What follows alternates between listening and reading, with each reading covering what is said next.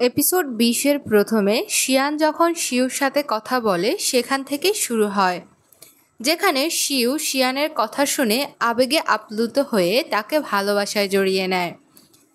Xi'an লজ্জা পেয়ে সেখান থেকে চলে যেতে থাকে।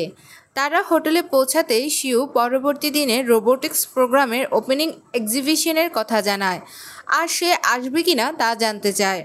শিয়ান বলে, তোমার সাথে ডিল ছিল তাই ঘুরেছি, তাছাড়া তুমি আমার সাথে এত ফ্রি হওয়ার দরকার নেই। শিউ তাকে আরও কিছু সময় থেকে যেতে বলে, যেখানে বিকং চলে আসে আর শিয়ানের সাথে একলা কথা বলতে চায়। সে জানতে চায় শিয়ান ব্যস্ত কিনা। শিয়ান জানায় সে ব্যস্ত না, কিন্তু শিউ বলে হ্যাঁ সে ব্যস্ত। সে শিয়ানকে বিকংয়ের সাথে যেতে দিতে চায় না। শিয়ান তবু চলে যায়, যেখানে বিকং জানায় এই সিটিতে একটা কমিক বুক কোম্পানি আছে, যেখানে একটা অ্যাপ ডিজাইনের জন্য আমাদের কাজ দেওয়া হয়েছে। তার সাথে একটা অভিজ্ঞ কমিক বুক আর্টিস্টকে রেকমেন্ড করতে বলেছে। আমি তোমাকে রেকমেন্ড করতে চাচ্ছি। তাদের কথা বলার সময় শিউ সেখানে চলে আসে আর তাদের কথা শুনতে থাকে। শিয়ান জানায় তার এই বিষয়ে কোনো অভিজ্ঞতা নেই। বিকং তাকে চিন্তিত হতে মানা করে বলে, তুমি প্রস্তুত থাকলে কাল আমার সাথে ডিরেক্টরের সাথে দেখা করার জন্য যেতে পারো।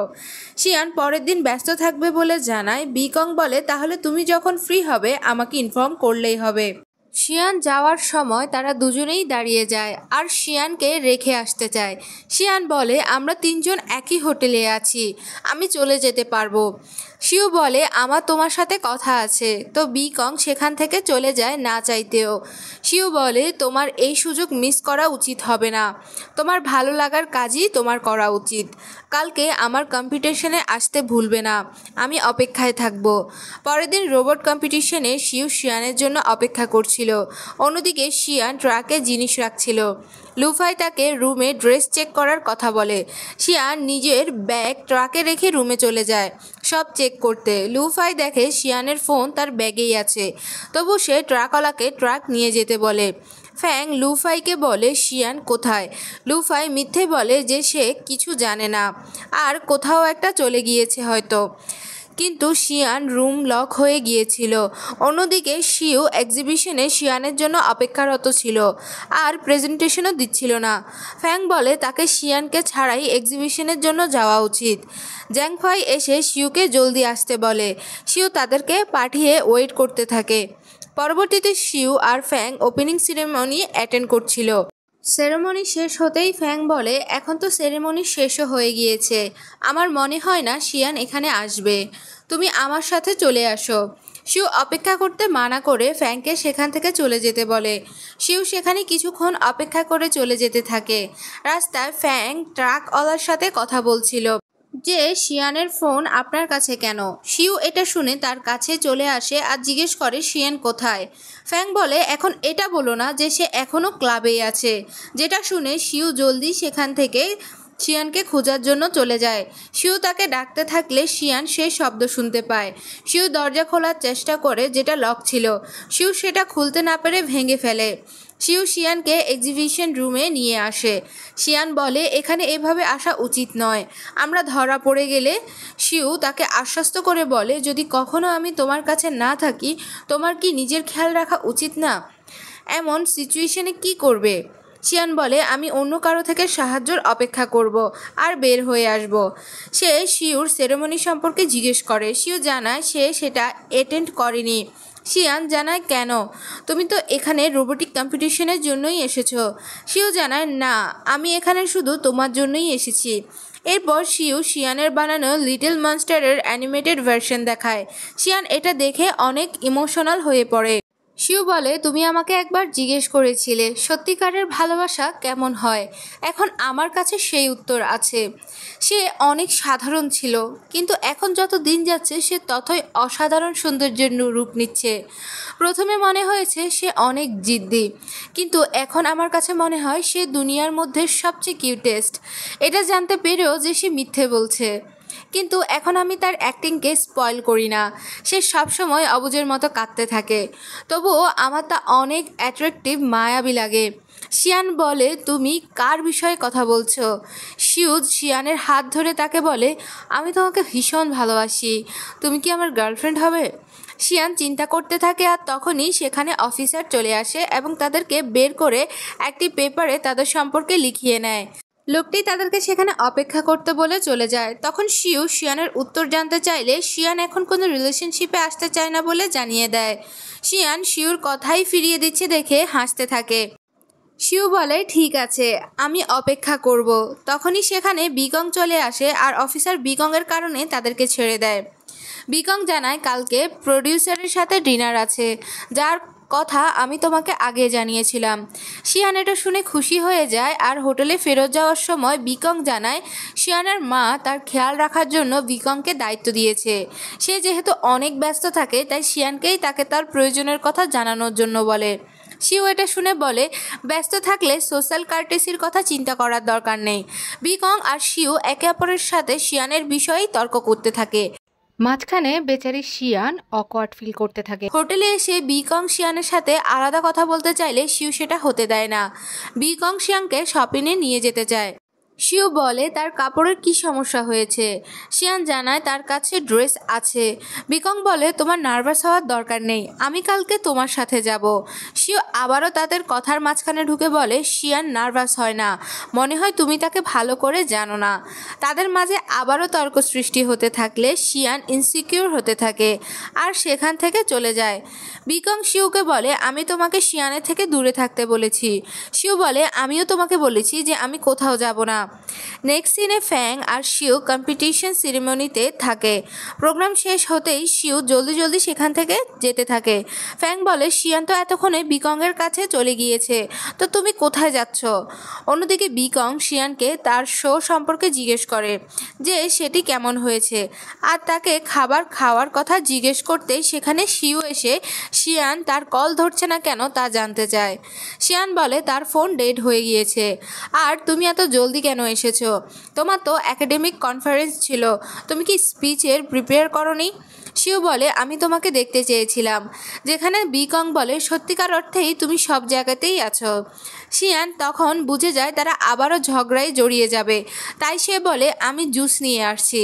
যেখানে শিউ আর বিকং দুজনেই তাকে থামিয়ে নিজেরাই জুস নিয়ে আসে। শিয়ান দুটি নিয়ে নেয় কিন্তু শিউ বিকংয়ের দেওয়া জুসটি নিজেই খেতে থাকে। বিকং শিয়ানকে ডিনারের কথা জিজ্ঞেস করে। শিউ বলে লাস্ট টাইম তুমি আমাকে ট্রিট দিয়েছো, তাই আজকে আমি তোমাদের দুজনের জন্য পে করব। বিকং বলে তুমি সবাইকে ডেকে নাও, আমি এখানে সবচেয়ে ভালো হোটেল চিনি, কিন্তু আমার ভয় হচ্ছে এই ভেবে যে সেটি তোমার জন্য না, অনেক কস্টলি হয়ে পড়ে। শিউ তাকে চিন্তা করতে মানা করে বলে কি জানি তুমি হয়তো দ্বিতীয়বার চান্সও না পেতে পারো, আর শিয়ানকে বিকংয়ের দেওয়া জুস ধরিয়ে দেয়। শিয়ান সেখান থেকে চলে যায়। শিয়ানকে ফ্যাং জিজ্ঞেস করে আজকে কি হয়েছিল। শিয়ান বলে তারা দুজন বাচ্চার মতো লড়তে থাকে। শিউ তো আমাকে প্রপোজই করেছে, আমি হ্যাঁ বলতে চেয়েছি কিন্তু এখন আমি সেটা করব না। ফ্যাং বলে তোমার কাছে যেটা ভালো মনে হয়। তখন ফ্যাং শিউর টেক্সট পেয়ে সেখান থেকে চলে যায় আর সেখানে শিউ চলে আসে। অন্যদিকে লুফাই বিকংকে বলে শিয়ানের বিষয়ে আমি তোমার হেল্প করব। বিকং বুঝতে পারে লুফাই শিউকে পছন্দ করে, তবুও সে কোনো উত্তর না দিয়েই সেখান থেকে চলে যায়। শিউ শিয়ানকে বাইরে যাওয়ার জন্য মানাতে থাকে। শিয়ান রাজি হচ্ছিল না, কিন্তু শিউ ইনসিস্ট করতে থাকলে শিয়ান শেষ পর্যন্ত রাজি হয়ে যায়। খাবার টেবিলে লুফাই কিং গেম খেলার জন্য বলে। প্রথমে ফ্যাং জিতে যায় আর বলে যার কাছে নাম্বার 2 আছে সে যেন আমাকে গর্জিয়াস বলে। ইউয়ান তখন লুফ্যাংকে গর্জিয়াস বলে আর মনে মনে বেনজিউয়ানকে সরি বলে। পরের বার শিয়ান জিতে যায় আর সে নাম্বার 6কে নাম্বার 3কে প্রশ্ন করতে বলে। শিউ লুফাইকে জিজ্ঞেস করে তুমি আমাকে বলো তুমি এখন পর্যন্ত কোনো খারাপ কাজ করেছো কিনা। লুফাই বলে তুমি এখনও চকলেটের বিষয়টি নিয়ে পড়ে আছো। এরপর লুফাই জিতে যায়, নাম্বার 5কে 4কে কিস করতে বলে। বিকং এর কাছে 4 আর শিয়ানের কাছে 5 ছিল। শিউ এটা দেখে লুকিয়ে শিয়ানের সাথে কার্ড চেঞ্জ করে নেয়। বিকং অকওয়ার্ড হয়ে নিজেকে পানিশ করার কথা বলে। শিউ বলে আসো পানিশমেন্ট হিসেবে দুজন একসাথে ড্রিঙ্কস করি, কারণ তোমার পার্টনার আমি। শিউ বিল পে করার সময় বিকং তাকে শিয়ানের থেকে দূরে থাকতে বলে, তাকে বিভিন্ন বিষয় বোঝাতে থাকে। যেখানে শিউ বলে শিয়ানের যা পছন্দ তাই হবে। নেক্সট সিনে কম্পিটিশনের অ্যানাউন্সমেন্টে শিউকে বিজয়ী বলে ঘোষণা করা হয়, যেখানে সে স্পিচ দিতে গেলে মাইক নষ্ট হয়ে যায় আর সেখানে তার স্কুল ফ্রেন্ড লু শাওফ্যাং এর সাথে তার দেখা হয়। শিউ তার কাছে জানতে চায় সে সায়েন্স অ্যান্ড টেকনোলজি রিপ্রেজেন্ট করছে কেন, সে তো ইকোনমিক্সে পড়তে চাইতো। লিউ বলে, আমি এখানে শুধু তোমার কারণেই আছি। যখন আমাদের কলেজ এক্সাম আসছিল আমি অনেক কনফিউজ ছিলাম আর আমি বলছিলাম আমি জানি না আমি ইউনিভার্সিটিতে যেতে পারবো কিনা আর আমি কেমন মানুষ হব। তখন শিউ তাকে বলে দুনিয়াতে অনেক মানুষই আছে যারা হার্ডওয়ার্কিং হয়, তবুও তারা তা পায় না যা তারা চায়। তখন লিউ বলে তাহলে হার্ডওয়ার্কের দরকার কি যেখানে মানুষ কিছুই পায় না, যেখানে শিউ বলে হার্ডওয়ার্কিং মানুষ কখনো রিগ্রেট ফিল করে না।